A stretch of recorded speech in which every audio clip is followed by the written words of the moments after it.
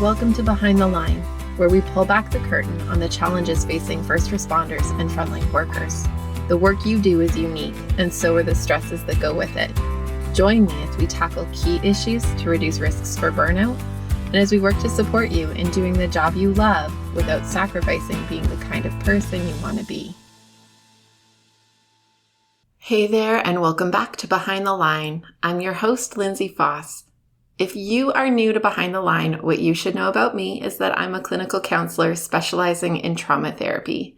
And after over a decade working with first responders and frontline workers around issues like burnout, compassion fatigue, PTSD, and related OSIs, I have become a passionate wellness advocate and educator for those who sacrifice so much for our communities out on the front lines. Behind the Line is a place for us to talk about the real life behind the scenes challenges facing you on the front lines. I created this podcast with the hope of bringing easy access to skills for wellness, allowing you to find greater sustainability both on the job and off. Today, we're finishing our Family of Frontline Heroes series, where I get the chance to speak with spouses and adult children of frontline helpers who will be sharing about their experiences, the challenges that they've faced, the joys associated with supporting someone on the front lines, and the needs they see for both frontline helpers and the families that love them. My hope is that all of you listening will also encourage your family members to listen in and connect more together around how the job is served not only by you, but also by your loved ones vicariously. And I hope that offers opportunities to open new conversations around what's cool, what's hard, and how you might support one another in the midst of it. I am so excited to share my conversation with Jackie Brandhorst and Kathy Cantrell with all of you today. You might remember that back last summer, 2022, I interviewed a bunch of amazing helping professionals, and among them was Mike Cantrell, a career prison officer and the host of the Prison Officer podcast. During that conversation, he shared with me about his amazing daughter who had done graduate level research on corrections work. And I have been looking forward to finding a way to get her on the show ever since.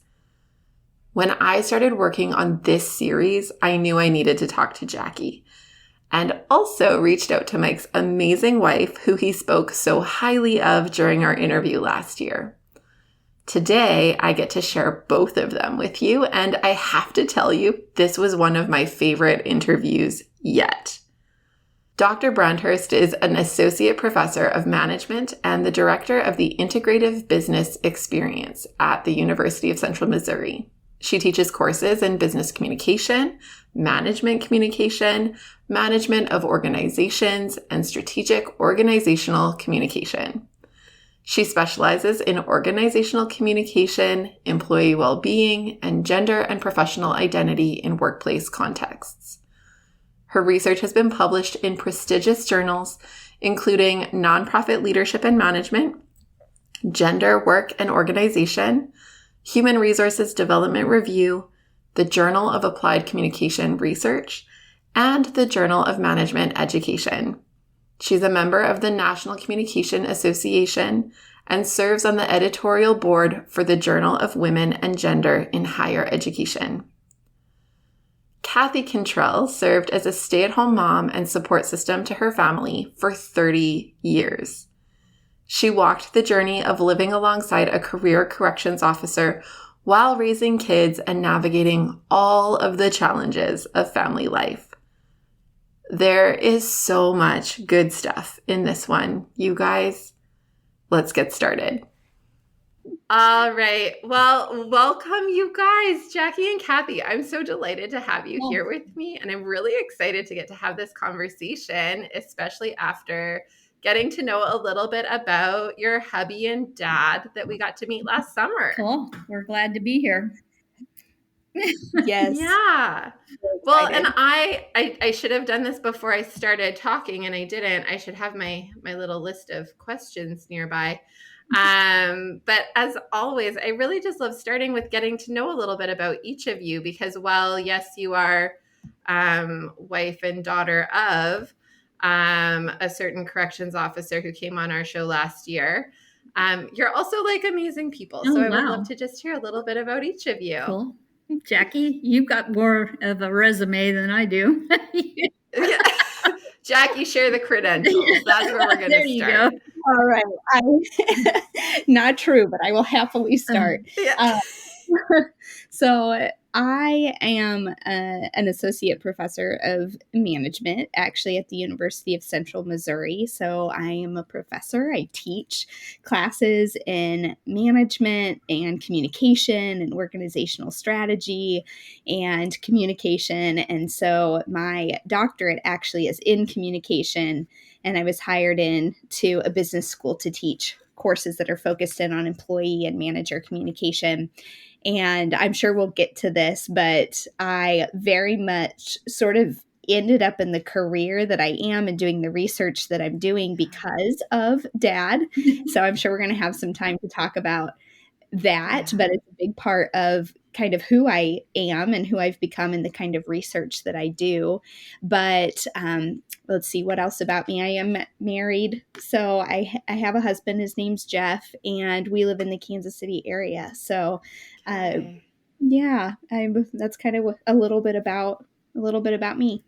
Lovely. Thanks, Jackie. And how about you, Kathy? Well, I don't really have that exciting of a resume, but right now we are currently retired. We've been retired about 2 years. I was a stay-at-home mom for about 20 years. I worked prior to that for about 20 years. So my job resume has been quite a while back, but we have a great family. We're proud of our family, and things get better as you get older. You get more clarity, hopefully. Oh, thanks for that promise It for the is. I future. mean, Because for sure, I feel like I'm in that period of life where there's very little it's clarity and just true. a lot of chaos. It is. It's tough. It seems like it's with all this social media. I mean, I got to raise my kids. I'm thankful right at the beginning of this explosion of all this social media and all this negativity, unfortunately, that is in not only corrections and policemen, but in every occupation. And that's sad to see for me. So, Absolutely. Well, and while you may not come in with the like workplace resume, I think you come in with a very different kind of resume that has a ton of value here. And that's this piece of being someone who's partnered with and journeyed alongside someone in this kind of work. And I think that's a very unique vantage point because it's a hard road. And I think with some of the divorce rates, especially that we see in law enforcement and other first response workplaces, it ain't easy. no. So there's like, I mean, I think it says something pretty extraordinary that all of this time later, you have survived all of that. I think that's a resume in and of itself. I really don't have a specific answer. I wished I could say, do this, don't do that.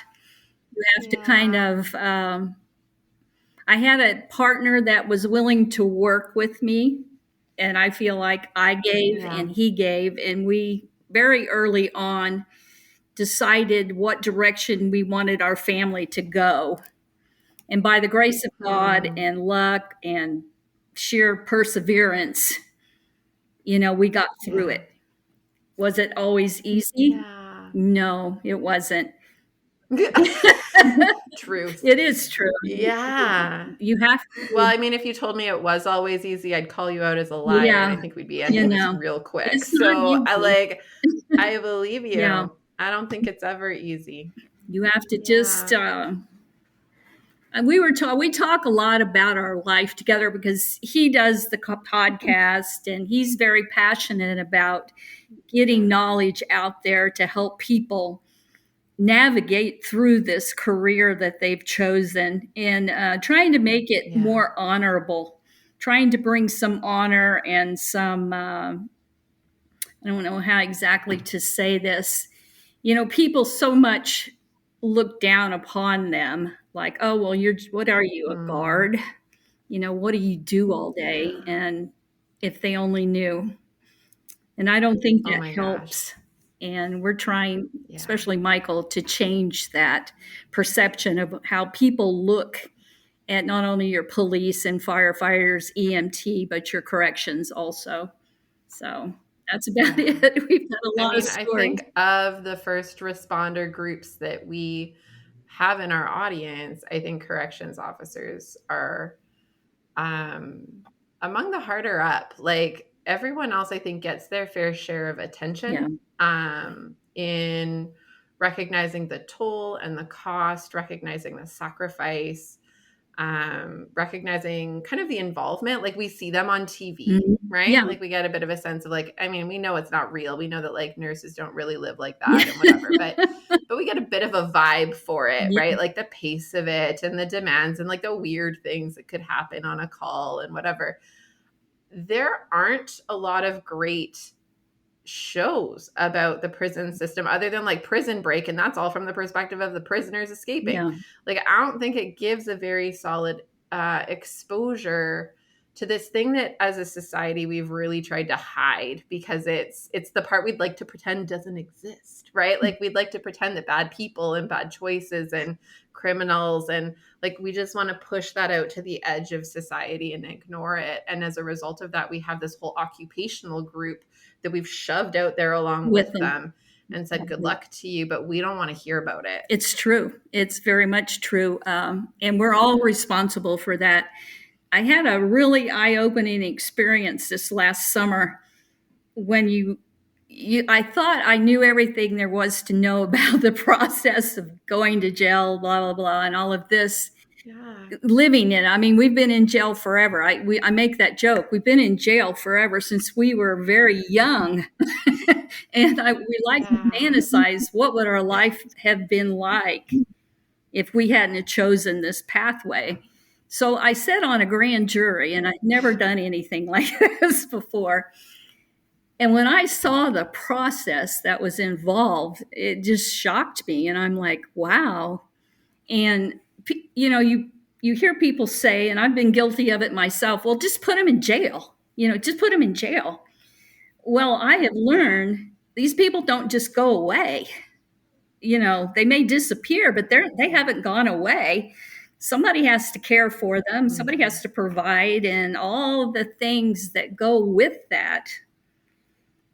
As a society, we're all responsible for that. We vote the people in who make the laws, and till everyone realizes that I play a role in this, what is happening in our society, then I don't think we're going to really see any meaningful change come about. So that's kind of what eye-opening that happened to me this last year or so. And I know I kind of get on the soapbox, but I really thought I really knew more than I did. And it shocked me. I mean, I think you're very invited to the soapbox. Because I think we need people that are willing to take the stand on the soapbox and say, hey, even I thought I knew and I didn't know. Yeah. Right. And like, how powerful is that to say, I've been, an associate to this thing for, how many decades and I didn't know. And so how much more do we need that information to be accessible for us to be making good choices and conscientious choices as a society about this subgroup of our population? Yes. I'm curious, Kathy, and it's a question that I feel like I'm going to ask you. I'm not going to ask Jackie because she didn't get a vote. So when you talked about this piece of like, we were really young when we got in jail, right? Mm-hmm. Like this was like a choice you guys made together early in your relationship is my impression, right? Correct. What did you think that was going to be like when you guys made that decision together? We didn't think about it. And we were, I know, young. Think about it. That's the answer. And it was an opportunity. And there's so much opportunity out here now for everybody. They kind of look at you quizzically when you say it was an opportunity.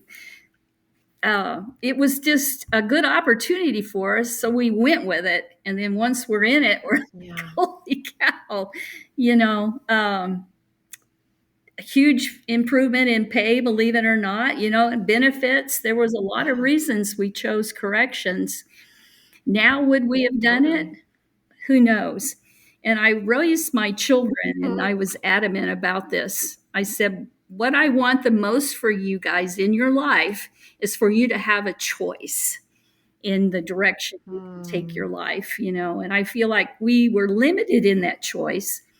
I'm not necessarily bitter or sad about it, it's just what it was. And we took Yeah. it, we made the best we could with it and went with it. And like I said, by the grace of God or luck or whatever, it worked out for us. And we're through it, and it looks a little better on the opposite end. So that's what I'll Yeah. say for people who are thinking, I mean, what am that's I doing? fair. Yeah. Yeah, well, and it's funny because I think I've heard a number of people within corrections here as well in Canada that talk a lot about the perks of the job are pretty sweet, Yes. right? And so at least at the time that they got in, which maybe was 10, 15, even 20 years Mhm. ago, that the pay was pretty good and the benefits are pretty solid, Yeah. and right, the hours suck and the job description is not always fun, Never. but there was like room to train and there's some upward mobility options, and there's right, like there are some pieces, and all of that was with a relatively low requirement in terms of education and prior experience, That's all which true. I think is the piece that Mike and I talked about last year in some of our interview, was like that was a part of that, was there was an the job openings were pretty easy. Like there wasn't a lot of high bar in terms of what you had to come in the door with. I Exactly. think that's maybe a little bit different now. I think that more and more they're asking for some amount of like education in law enforcement, or, that kind of thing. But at the time, it meant that people who would otherwise maybe not have the same option suddenly have this really great seeming option, but then maybe not some of the supports they needed to prepare themselves for what lived on the other side of that. Exactly. I don't think you realize it. And at the time when you are so young, you don't realize these things. And it took a whole course of 30 years to even learn a lot of the things that we have learned about it. I mean, we kind Yeah. of gradually, and you think, wow, what happened here? Yeah. Yeah. We've got a lot of Okay. stories we can tell, and we laugh about it all now, which is Oh, I good. believe you. Keep a sense of humor Yeah. there. Well, I mean, I feel like that's half the battle, isn't it? Definitely.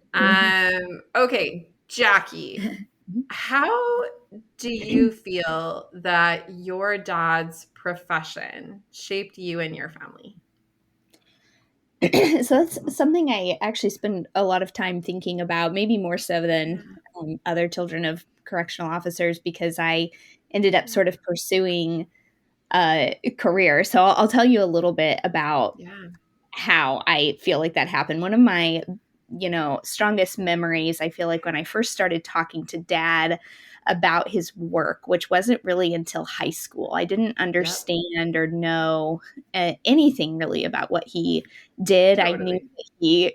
I knew that he worked long hours, that he was, gone a lot. And when he was home, he was tired. And I always kind of saw him as, I understand him differently now. So let's get to that part. But it was Mhm. just kind of hard and Uh, disconnected a little bit. And so I remember not understanding that at all. mhm. And of course, I was a teenager, and as we are, we get angsty about things. And so I felt Right. misunderstood, right? Yeah. So, but I remember, having a conversation with him in high school. I was doing a project for a class that I was in. Um, and I was interested in his work, and we were having a conversation about that. And I remember him telling me a little bit about how challenging working in his job was, and how in particular mental health and divorce rates and I mean, you can look at suicide rates and PTSD, and the list goes on and on and on for the outcomes. You know this better than anyone on this call. Yeah. And I remember thinking, oh my goodness, like I hadn't even thought about that. I had no idea. Here's an entire kind of population that's sort of hidden. We've already talked about that. It's invisible to the public eye. When it is visible to the public eye, it's not always in a flattering light. And the media depictions that we have are not great. The news articles that we see come out about corrections are not positive, really. And so it just got me really interested in kind of understanding it more. And I remember kind of holding on to that idea through college and starting to do some research projects. And the end of my senior year of college, I was wanting to do this project where I went into the prisons and interviewed correctional officers. And of course, my professors were like, this is more of like a master's level. Right. It's like a thesis. That's what you want to be doing is, trying to senior year. And so I remember holding on again to that idea through my master's, doing a little bit of research on emotion work, compassion fatigue, emotional labor, and pairing it with correctional officers in particular, and trying to understand the emotional aspects of their job, and even what it's like to manage a population, to see violent things, and how how do you bring that into your identity, to who you are? How do you manage that? And what happens when you bring that home? And that kind of pushed me through, honestly, to my PhD. That was my dissertation, was finally the project that I wanted to do, which was talking with correctional officers about their mental health, about how they talk about mental health, how they seek help or don't seek help for their mental health, and why. And so I really see Dad's profession as kind of the starting point for who I am now, for the research that I do, which is now more generalized. I told you I teach in management. So, now it's more generalized to thinking about employee populations and general well-being, things, resources like employee assistance programs and things like that. But my heart is I really have a place in my heart for this population. And it was really, I have a greater understanding now of Dad and his profession. I remember going through that process of research, and all of a sudden it was like I was able to see my dad for the first time. Like, I kind of get emotional thinking about it, because it was such a way of it was just a way of understanding him that I never understood him before. I'd always thought, oh my goodness, like, here's this person who knows nothing about me. He doesn't understand me at all. He's always grumpy. Like, I'm scared of him half the time, because if Dad's coming home, I'm definitely in trouble about something. Right. So, anyway, all of that is to say, Mom's laughing. She's going to roll her eyes. But it really did open up this door, this pathway of understanding his profession and how it had shaped him, and how it ultimately shaped us. I mean, Mom has talked about how our entire, our family has kind of been molded around this decision and every choice that, they've made. And I'm thankful for those things, because they've made me and my brother who we are today. But it's not been an easy path, even as ones who were at tag-alongs while this definitely being made. Yeah. When you I mean, before just we go going to any kind of further, I have to tell you both for just a second that you're adorable. Because both of you, I've watched both of you, and for anyone listening, you have to go watch it on YouTube now. Because for both of you, you're like watching the other one talk with like the most adorable faces of like admiration and pride for each other. Like I watched as Kathy was talking, Jackie's like, Mom, like, yeah, girl. Like, Yeah. it's just the cutest. And then Kathy, I'm watching your face while Jackie's talking, and I can just see you beaming with mom pride right now. And so this is just really enjoyable as the therapist side of things to be like, oh gosh, you guys are such a cute family. We have our keep moment. going. Okay, so that was just all an aside. But as a I love parent, it. when you work in the environment that you work in, especially him, and you come home and you see every possible thing that can go wrong you freak out. We were freaked out, and we would talk and talk and talk to our kids. Hey, you don't want to do this. You don't want to be in that car, smoking marijuana and doing drugs. Do you know what can happen to you? Always the worst case scenario. And I know Jackie would always say, we were like, Chicken Little, the sky is always falling with you guys. And it was true. But as a responsible parent, you have to say these things. It just freaks you out. You're thinking, oh my God, what if that happens to somebody in my family, And like I say, we have a good laugh about it now. But going through that at the time, you are terrified. Yeah. You see every horror story on earth, and you have to deal with those things. The hard part is trying to deal with it in a level, I don't know. Like I said, we were always just like, oh, get in here. We're going to have this conference here to tell you what's going to happen if you do these things. They were like, do this. Oh my goodness, Lindsay. Yes. Yeah. I mean, as you're sharing it, I'm like, I do that, right? Like I go home, my kids are 6 and 8. And I 100% do that, right? Because like I get all of the stories of victims. Exactly. So we are weird about what houses we let our kids go to beyond what I think is the average version of weird. We are weird about the conversations we have about how our day has gone. Like I think other families ask, hey, how was your day? Yeah. I ask questions like, tell me about your friends today. Who did you play with? What kinds of play did you do? Yeah. Tell me about your teacher today. Did you feel safe with them?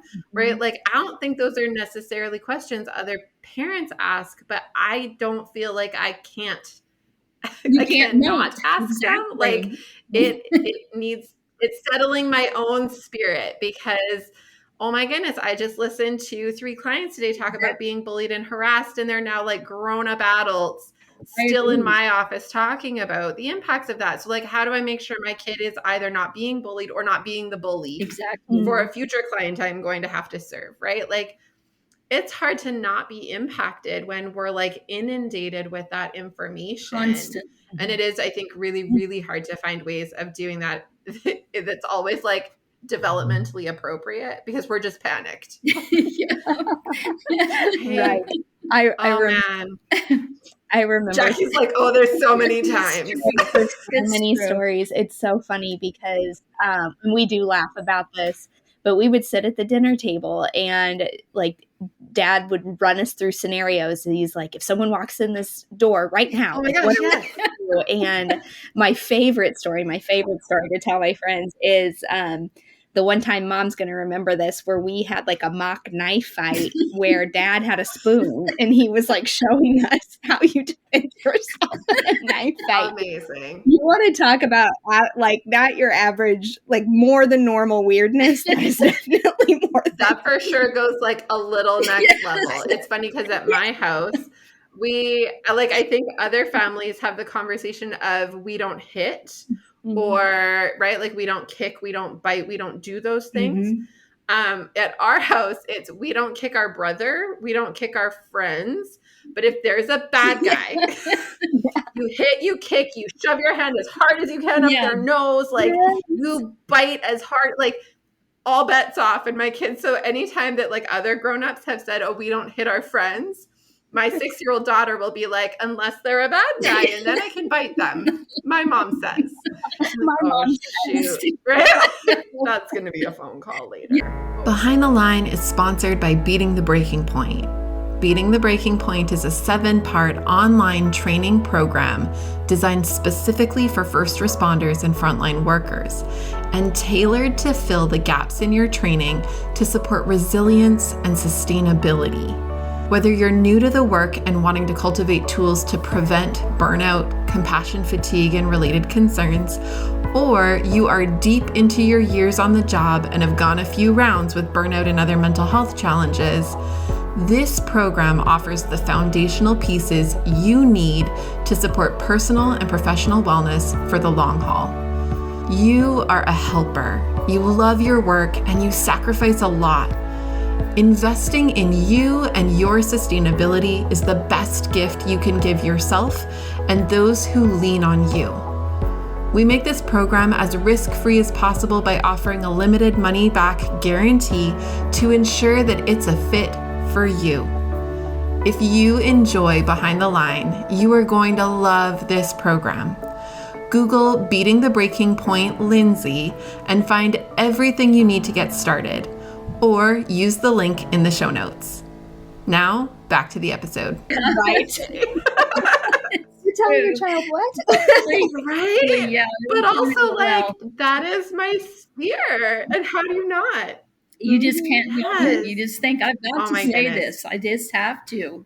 I have to be responsible. I have to warn Yeah. you. Yeah. And it's just, it worked out well. Yeah. Prepare. We laugh a lot. I mean, if you've ever been in a knife fight, Jackie, I'm sure you were very well Yeah. equipped. I know, right? Right? One of these days. I feel very sure that probably if it ever were to happen, you'd probably just burst out laughing and be like, oh my God, my dad totally told me with the spoon. Yeah. Hold on a You laugh second. at it. It drives you nuts. He was always big Oh, in I Trained love my it. whole life for this. situational awareness. You need to I always love be it. aware I've of been things training my whole around life for you. this. Well, we've kind of come past that. You can Yeah. relax a little bit, Totally. in life, and things aren't always as bad as they seem if you stay off the news too. But yeah, we do laugh a lot about our life. Well, that's the thing, right? And when we are in professions and environments that really feel like everything is confirmation that the world is as dark and doomy as we feel like it is, because that's kind of right, where he's spending 12 hours a day probably, and right, that's the only input. It does become the only input, and so it becomes the whole world feels like that, even if it's not, because we're a bit cut off from the parts of the world that aren't, to hold those influences and keep the fact that there is still good stuff in the world. Mm-hmm. And I think that's the stuff that as kids of first responders, you still have all the attachment to the good stuff in the world. And you're like, what is your problem? Yeah. You are extreme the other direction. And it's because our attachment is mostly good things. And so we can feel really detached from seeing each other's perspective in that, I think. Exactly. You have to Absolutely. Yeah. You have to connect Yes. with that. Yeah. You have to stay there with that goodness. If you don't, and if you notice, they all kind of gather up together. They have this strong bond of brotherhood, and they're very careful about stepping out of that. And at first, when I got into this and met a lot of different people that worked in police or corrections, I always thought, what is wrong with them? Why are they are very guarded and very suspicious of everyone or anything that comes into that circle. Yeah. And they're most comfortable around their little group. And trust me, we've had a lot of people out at our house that were corrections and police, and I would just think, wow, I don't know how to help these guys. And they are most comfortable, and they will marry people within that group also. So they rarely step out of it. So I kind of feel like I have insight because I am not in the group in that part of that life. And you need to kind of step out of that, find some activity to get you out of that, and see a different side of life. It's very important. Yeah. So, well, and it's funny because I think that one of the things I hear from a lot of first responders is that their kids don't get it, right? And I often challenge that back with like, but do you get it what it's like for your kids? Like, do you get that for your kids, they like go off to this blissful world you've created for them because you've guarded it so well. Mhm. And you've said, enjoy all of that, but then get that I'm engrossed all day. Right? Like that's like a big ask for people who have never had a frame of reference to try to put themselves mentally into your shoes when they've never had anything that even closely resembles that. And so it's, I think, a tricky thing. I know at our house, we do a lot of conversations about, mommy's kind of grumpy today. And mommy's grumpy today because mommy had to talk about some hard things that were like really kind of yucky and uncomfortable. And so, that's not like a you problem. Mhm. It's just that if you're wondering why mommy's like not so keen to play whatever silly game we're playing today, that's why, right? And so you don't need to know all this stuff, and I don't need you to fully get it, but I do need you to get enough that you understand that there's a context for why mommy is the way mommy is right now, rather than just feeling like dad's grumpy all the time and I don't know how to make sense of him without just knowing like he's grumpy all the time. That nonverbal line that's there. I think it is very important to talk about it. We probably did shield our kids a lot. We use the, you need to grow up and go to college. You're going to be a correctional officer when you grow up. We kind of use that in a negative way. And I'm not sure that was a good thing to go about doing. But, you don't want to grow up and work in a prison, do you? Kind of thing. And I think it's important not to shield your children totally, to maybe do age appropriate things that they can handle, because if you don't, and you probably see a lot of this, you've got a society that cannot handle things at all. And, life can be tough. Totally. And you got to hang in there, figure out a way to get through it. Yeah. So, what do you think, Jackie? I think it's really interesting because, and I don't remember there being a lot of sharing about dad or his work aside from the things that make it funny or weird or unique, right? Look at the tattoo pin gun that we have, or the shank that I found, like those types of things that I feel like people, they're like, oh, I want to know the story. And so I remember, when I was doing my dissertation research and these interviews and looking at dad now that he's stepped away from this career and is retired, it's really interesting because I feel like he sort of had to shut off, from my perspective, this emotional side of himself in order to process what he was seeing at work. And he was so young when he, started in that environment. And, he's a very passionate person. I think about dad. He's very passionate about writing, very passionate about speaking and teaching. And it is so, when I think about it now, like, again, easy to get for me to get emotional, because I see him kind of living life and finding an area that he's really passionate about, that he really loves. And he kind of feels like himself again a little bit. Like this is something that he wants to share with others and is really devoting his time to. It makes me really happy to see that, because I think he spent a long time, 30 years, as mom said, really kind of in the thick of it. And this is how I have to be in order to manage this job. And I think as hard as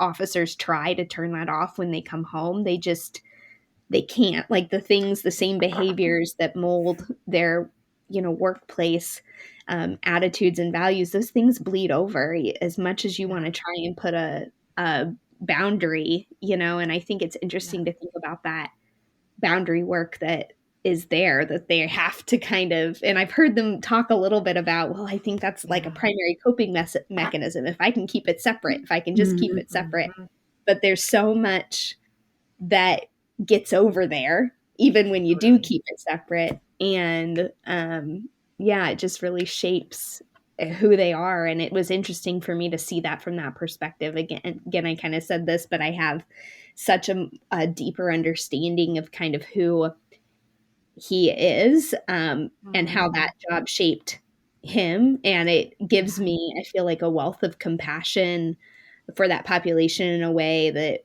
I didn't have before because I just didn't understand it. Well, and I think that understanding it is hard. Like, I think no Mhm. matter what version of effort might have looked different in talking about it differently, and no matter what version, like, we're still kids, we're still teenagers, our brains can only kind of like get so much. Mhm. But for sure, this is like, so um, I have someone that I've worked with that one of the really interesting pieces of feedback was around really that all of a sudden they were experienced in their family as having PTSD. And so, like, PTSD isn't an instantaneous thing. It's not like you flip a switch and suddenly you have it, like you caught a cold. Like, it's a gradual exposure generally, right? And it's like that repeated exposure to really high stress traumatic material that tends to land us there. But for this person, they had done such a good job, quote unquote, good job, of guarding their family from their experience, that to the family, the feeling was you went from being fine and yourself to being not fine Mhm. and not yourself. And it did feel like a switch was flipped, and it didn't feel like there was good understanding for how we got here because you seemed so fine. Mhm. And for the kids in that family, there was a lot of confusion about dad not being okay and how to make sense of this like new version of dad that's not particularly functional a lot of the time and can't communicate well about that. And so we had some discussions where the family came in and we did like info sessions about like, this is what PTSD is. This is what it looks like, separate of dad and dad's story. This is just like the general information. And it was super fascinating to see how much more empathy and capacity they had to hold space for Mhm. some of those pieces when there was more information available to them. But one of the interesting things we do is we try to safeguard our families because we want to, of course we do, Mhm. from some of that hard information. And yet when things do take a turn, we suffer that as a family. Like, we're all connected to that story. Mhm. Mhm. Yeah. Yeah. Absolutely. I think it's interesting. I don't, and Mom, you've got your perspective. I'm curious on this too. But just as I think being able to understand and see now and kind of watching dad's work and what that was like and knowing more, I think would have, I mean, who knows if it would have helped or not. I was still a kid, right? Mhm. But it's knowing what I know now. I feel like there's space there for me to kind of understand. I look kind of back at my childhood a little bit differently. Yeah. Hmm. Hmm. It's just tough. I know. Yeah. I just you just think of the things, and the first thing as a parent, like I say, you want to protect your child, and I just Yeah. always tried to be as honest as possible. We never really talked a lot about his job. We just kind of tried to move on from it. And when you think about your parents, Yeah. I remember, and I have a kind of a story to tell, and it made such an impression on me later in life. And it kind of, I don't know, when you add to it, my parents divorced when I was in high school. And growing up, we had a very nice, you know, family, a very nice life. And then one day my mom comes home and says, I'm leaving, I'm unhappy. And you're like, everyone's just totally in Hmm. shock because no one had any idea. None of that was ever communicated, even though there was those underlying currents there. But as a young child or a young person, if you're not careful, you will internalize that and say, well, it's something maybe that I'm doing that's wrong, and what can I do to make this situation better? When Yeah. actually it's not. And that's why that line of communication is very important for kids, so they do understand, maybe, like I said, age appropriate, what they need to know, so they don't think, well, what is wrong here? Totally. Is it me? Is there something wrong with me? Why all these things are happening? Is there something wrong with me because he's grumpy? Hmm. You always have those doubts as a young person, and I Yeah. don't think that's healthy for our youth. But, we see a lot of Yeah. unhappy Well, and people. Kathy, like, I also want to honor that. Yeah. Well, and I want to honor Kathy that, like, I don't know that there's a manual for this, No, there right? Like isn't. how to parent well attached to someone who sees the grossest parts of society and make that okay and child appropriate. And I think about like the timeline, right? Of when you were parenting. We also had very limited language around mental health. We had very limited language around things like post-traumatic stress, even just in my career over the last 15 years, the last like 5 to 10 have really been a huge development in understanding post-traumatic stress in first response populations. So like to look back now is kind of this like unfair activity, I think, although I think still valuable. So there is some amount of like, I have zero intention of looking back with judgment on your parenting because I think you did an excellent job. She seems great, right? So like winning. But in that, I also think that there's this like really interesting opportunity for us to reflect and go like, man, we really didn't have a lot of helpful setup, Yes, right? Like exactly. no one trained us in what this job was going to mean, not just for him, but for us. No one gave us tools for like how to do that well. And it's not until we see and we get to have these conversations in hindsight where we're like, it might have been helpful if that had happened differently.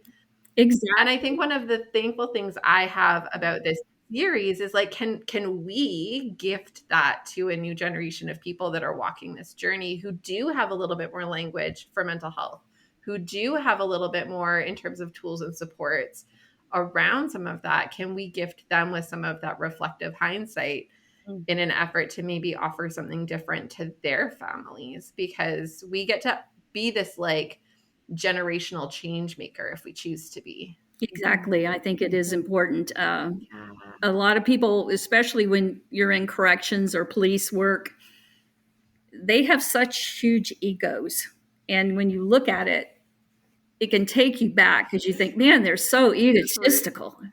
But when you also stop and reflect on that, they have to have that ego there or they couldn't perform the job. I think the trick is to kind of get a balance there because they're not going to say, I'm crazy, or I need help, because that to them says I'm weak. When that's the problem, we've got to get past that because everyone, even though they are so egotistical, everybody needs help. Everybody needs a pat on the back or a lift up sometimes. So it's okay. That's the message you need to get out there to them. It's, For sure. We've had some arguments about preach, Kathy. Well, and I mean, from like the side of things, I'm also going to say this. I'm going to get in trouble for saying this. Someone's going to email me, but it's fine. I have yet to have a client who has come from corrections who did not also come from some amount of like really traumatic or unhealthy upbringing. So I feel like there's this really interesting thing that a lot of people who land in corrections and have the stomach to stomach it are people who have already lived quite a lot of like turbulence and have like nervous systems that find that relatively normal, which really only happens when your childhood has been one that allows that to feel relatively normal.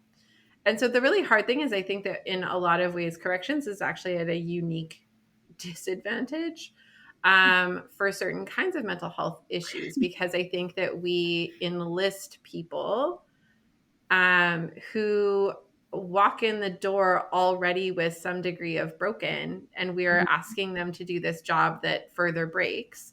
And then we're like shocked when the breaking happens. And then the fear is I'm so weak when actually it's been like way too strong for way too long. Right? Exactly. Another thing to think about, I think, is it's all about a coping mechanism. And we've had this discussion, my husband and I, a lot. And sometimes a very contentious discussion we have had. he is an ignorer. And that, honest to God, he can ignore some of the things, and I'm like, "Hello, did you see what just happened?" And I'm a runner. I'm going to flee. And I thought about it a lot. Why is he that way? Well, that's the way he's learned to cope as a child, and it just pulled on later into adulthood. If it's too bad, I'll just ignore it. I don't necessarily face it or deal with it because it doesn't exist, and I don't know. That's just kind of a perspective I have on a 30-year marriage. I wondered why, because I would think sometimes, did you not just see what happened here? He's like, what? And I'm like, didn't you see what was said or what Come was on, done? situational awareness. Where is that? I don't know why you can't just ignore things. Like, okay, it's just a difference there. So, Yeah. what do you think, Jackie? Well, and when I was doing some of my Oh, sorry. Well, when I was doing some of my interviews with officers, there was a little bit of that, what you're talking about, Lindsay. Not necessarily, we didn't get into childhood, but even just former occupations, coming from the military, coming from having a difficult upbringing, and that this being a job, like Mom said, that had pay, that had benefits, that was a level of security. And it's interesting, we've talked so much about what it was like to go down this path, for this choice for Mom and Dad especially. I feel like everything that I saw my parents do, and this is my perspective now as an adult, but was to give that better life for their kids. Both of them, and Mom, you can correct me if I'm stepping out of line here, but I feel like both my mom and dad had their difficulties in their childhood, and I think were searching for a way to make that better for their children. And so this career, which has its drawbacks, as we've talked about, was an opportunity for them to kind of, and almost feel like, scratch their way to the top to create this better life for their kids. And now we have it, and that's a wonderful and amazing thing. But then you think too about it did structure so much of our family communication, exactly like what Mom was saying. It was not a choice. You were going to go to college because you didn't want, this job. You did not want, this life, and you were going to be careful about this, this, and this. And Dad would talk about it. He's like, as the tracks, you got to stay on the tracks. And if you get off the tracks, who knows what's going to happen to you. So we can laugh about it now because it is a little funny. But it was very much, it structured everything that we did. And as a child, I remember thinking, why can't he relax? Why can't he have a good time? Why can't he experience things the way I experience them? Why can't he find joy in this? Or why can't he find pride in this? And I think that it always felt like the next thing, like, okay. And that kind of drives a little bit of my achievement. I really think it does. I know that it's like, everything I am is my parents' fault. It's a good thing, Mom and Dad. I promise. It's trade-offs, right? It's true. Sometimes it's like the best parts of us, but also the worst parts of us are the same part of us.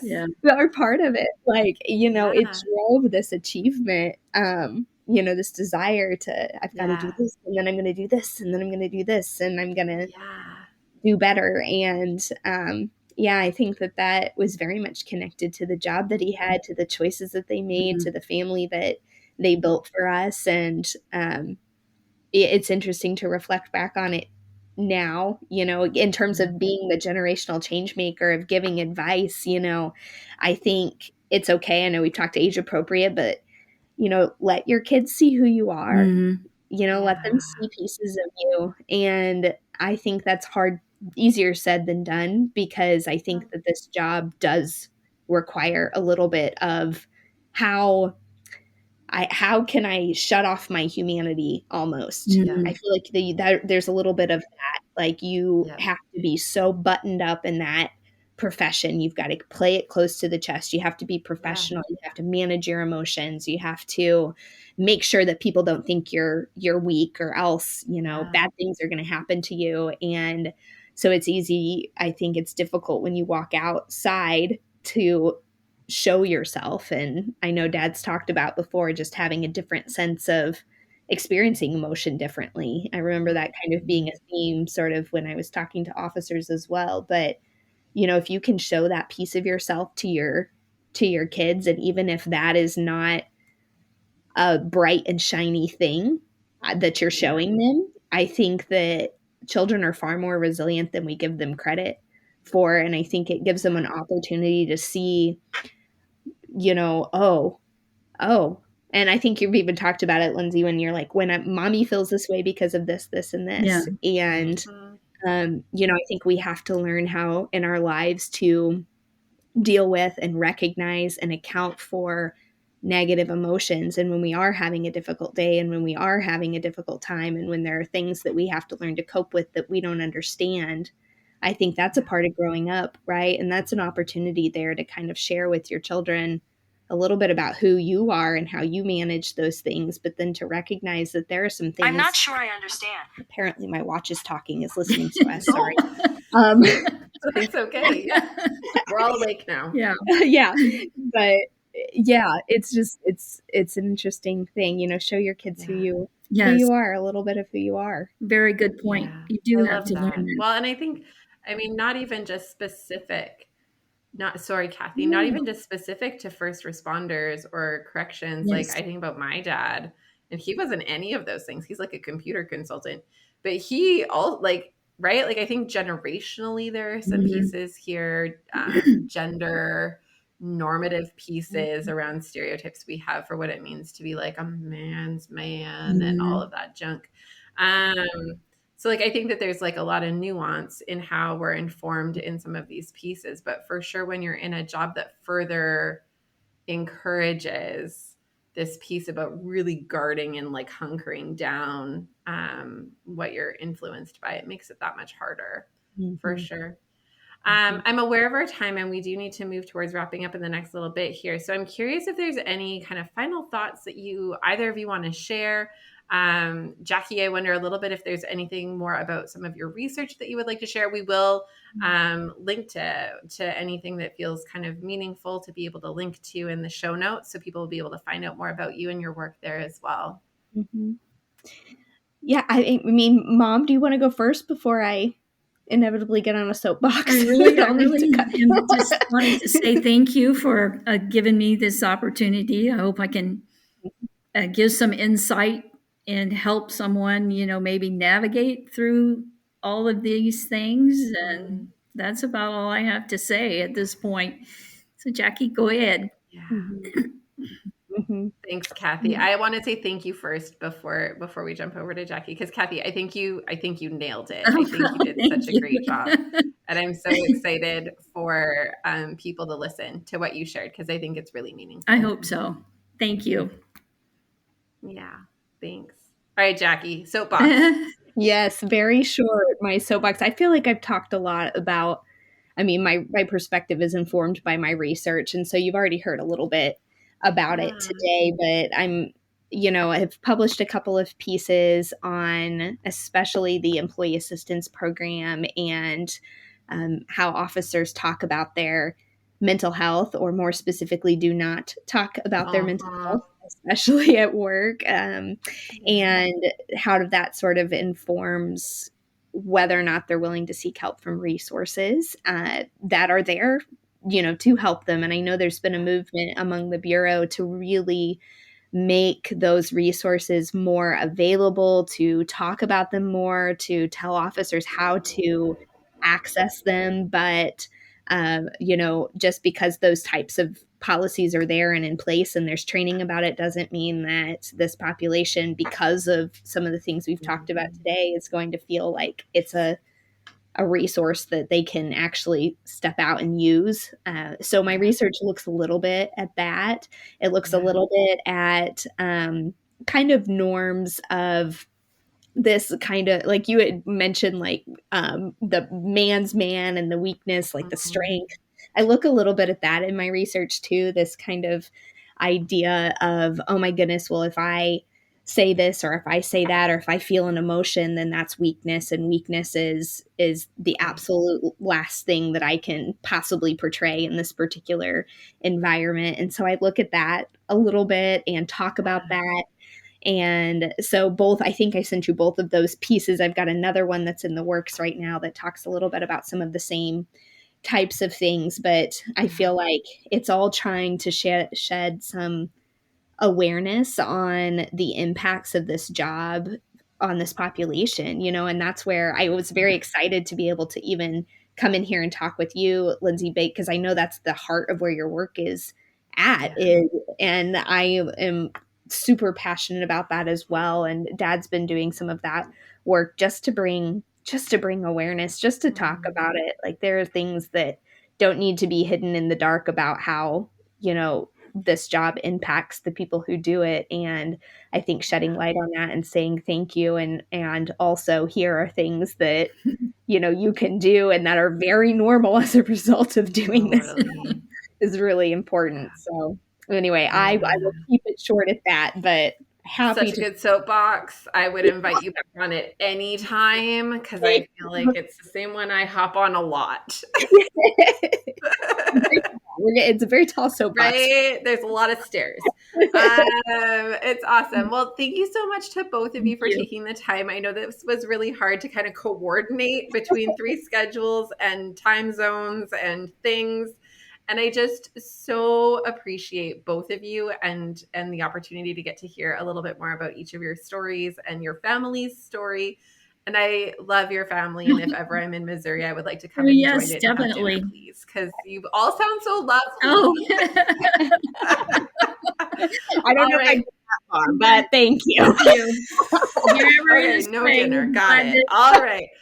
Please join me in extending one more big thank you to both Kathy and Jackie for taking the time and sharing their journeys and experiences today. You can learn more about Jackie's research in the show notes, and I've included a link to the Prison Officer podcast, so go check that out too. As we wrap up today, let me remind you that if you value this podcast and want to help us in our mission to support frontline wellness, there are 3 ways that you can do just that.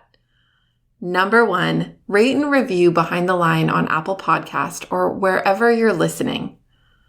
Number 2, follow me on social media at Lindsay A. Foss and engage with me and this amazing little community that we're building there. Every time you like, comment, and share our posts, you help us spread like wildfire thanks to the magic of the algorithm. And last but not least, share this resource and our other resources with those you know. If you would like a poster or info cards about the podcast for your workplace, send me an email to support@thrive-life.ca. Know that we can be found online on our website, on most major podcast platforms, as well as on YouTube.